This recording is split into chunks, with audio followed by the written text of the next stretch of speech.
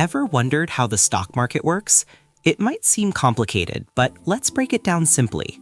Imagine a company that wants to grow, maybe build a new factory or create a new product. They need money. One way to get that money is by selling shares of their company to the public. A share is like a tiny piece of ownership in that company. It's a fraction of the business. When you buy a share, you become a part owner. Congratulations, you're an investor. Companies aim to make a profit, meaning they earn more money from sales than they spend on costs. If the company does well, it might share some of its profits with you, the owner, as dividends. Or the company might reinvest its profits back into the business, hoping to grow even bigger and more valuable.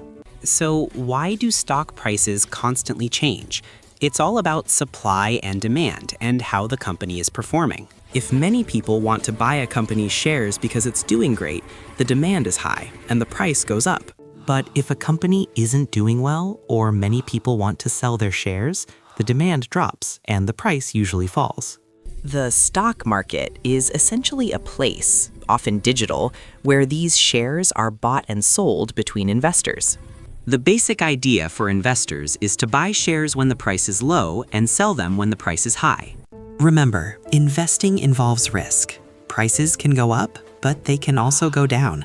There are no guarantees. It's wise to spread your investments across different companies, not just one. This is called diversification. So, the stock market connects companies needing funds with investors seeking to grow their money over time. It's a powerful tool, but always learn and understand before you invest. Happy investing!